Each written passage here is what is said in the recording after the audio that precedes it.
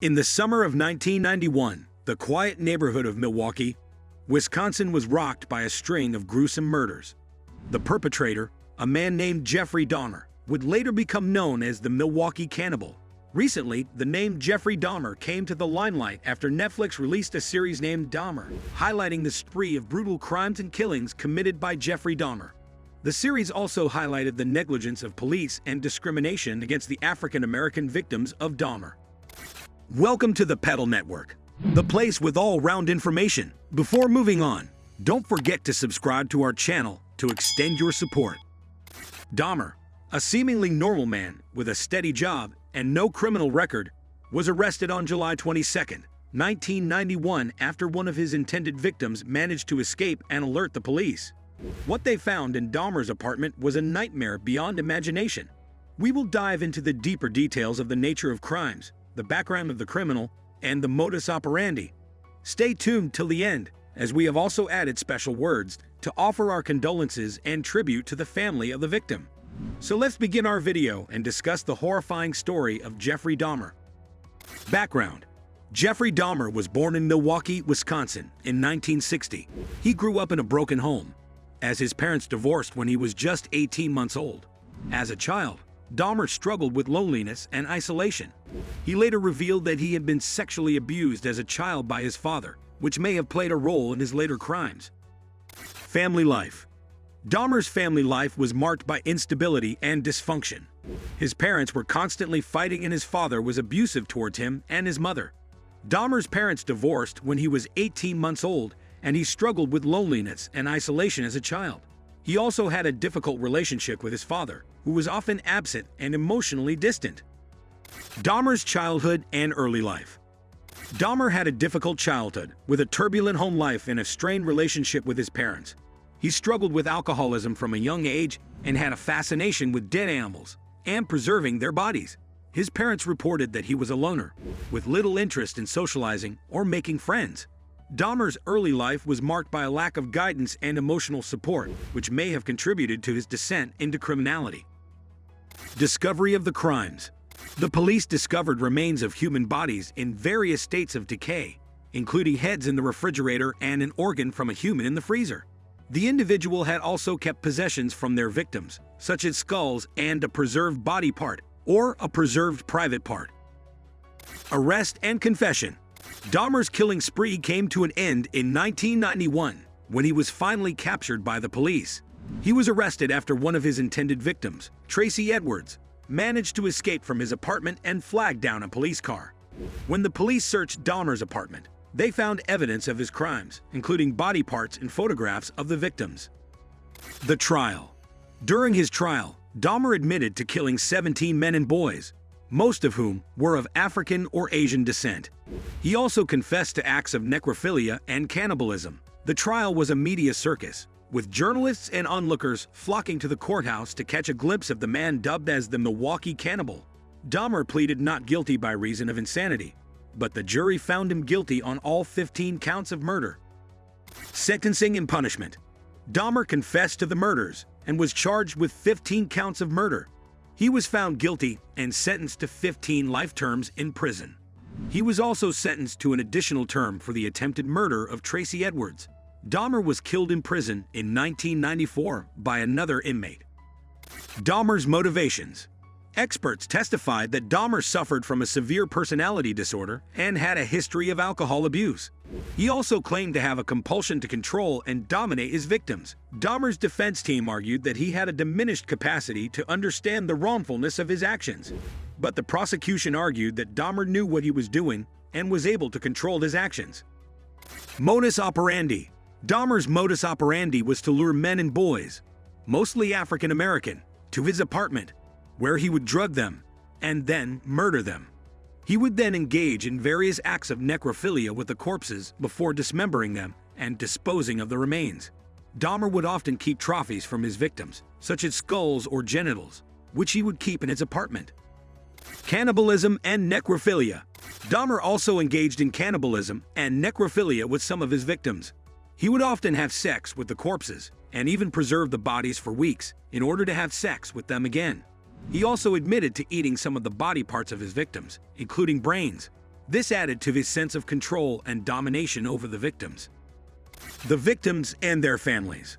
Dahmer's victims were mostly young men and boys from marginalized communities, many of whom were lured with promises of money or drugs. Their families were left to grieve and try to make sense of the senseless acts of violence that had taken their loved ones. Many of the families of the victims were outraged that Dahmer had pleaded not guilty by reason of insanity, arguing that he was fully aware of his actions and should be held fully accountable for them.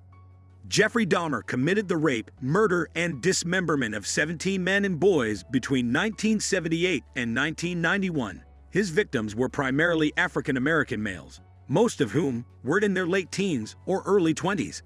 First victim, Stephen Hicks. Dahmer's killing spree began in 1978 with the murder of 19-year-old Stephen Hicks. Hicks was a hitchhiker whom Dahmer picked up and killed, burying his body in the woods near his family's home. Dahmer's first murder would set the precedent for the ones that followed, as he would use the same method of luring men and boys to his apartment with promises of money, drugs, or alcohol, and then overpowering and killing them. Other victims. Between 1978 and 1991, Dahmer killed a total of 17 men and boys. His victims were primarily African American males, most of whom were in their late teens or early 20s. He targeted men who were marginalized and vulnerable, such as hitchhikers, runaways, and men he met at gay bars. He also targeted young men with low self-esteem, whom he felt he could control and dominate. The list of victims of his killing spree include Stephen Tumumi. Dahmer killed Tootally in a hotel room in 1987. He was 25 years old. James Dockstader. 14-year-old James Dockstader was killed by Dahmer in 1988. Richard Guerrero. 22-year-old Richard Guerrero was killed by Dahmer in 1989. Anthony Sears. Dahmer killed Anthony Sears, a 26-year-old man, in 1990. Raymond Smith. Dahmer killed Raymond Smith, a 32-year-old man, in 1990. Edward Smith. Dahmer killed Edward Smith, a 27-year-old man, in 1990. Ernest Miller. Dahmer killed Ernest Miller, a 22-year-old man, in 1990. David Thomas.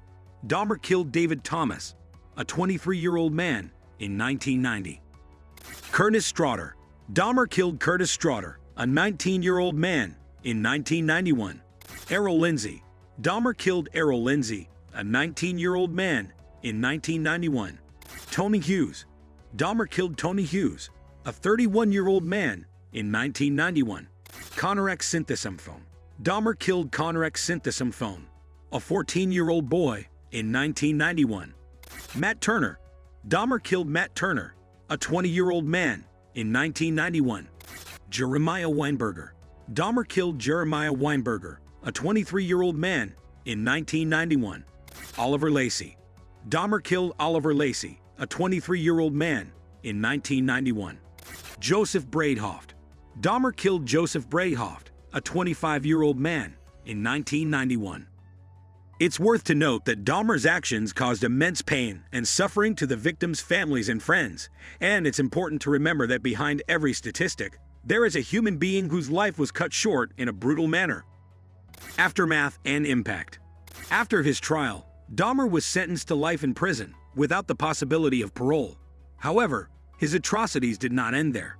In 1994, Dahmer was beaten to death by another inmate while in prison. This raised questions about prison security and the protection of inmates. The case also had a lasting impact on the families of the victims. Many were left to deal with the trauma of losing a loved one in such a brutal and senseless manner. The case also brought attention to the issue of missing and murdered people from marginalized communities and the need for more effective ways to track and investigate these cases.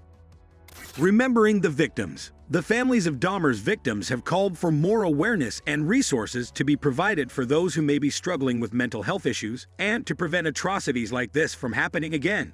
They have also called for more support for families of victims and for the criminal justice system to take a more proactive approach in identifying and addressing potential threats.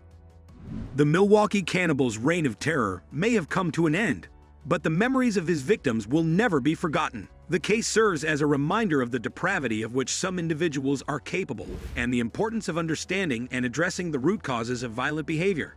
It is also a call to action to society to pay attention to those who may be struggling with mental health issues, and to provide support and resources to prevent atrocities like this from happening again. The families of Dahmer's victims have had to live with the trauma of losing their loved ones in such a brutal and senseless manner. They deserve our support and compassion as they continue to heal and find closure. The Milwaukee Cannibals case will go down in history as one of the most shocking and gruesome cases of serial murder. It is a stark reminder that even the most seemingly normal people can hide a dark and twisted past. Let us honor the memory of the victims and work to prevent such atrocities from happening again. Don't forget to like this awareness video, share it with your friends and family, and subscribe to our channel. Thank you for watching.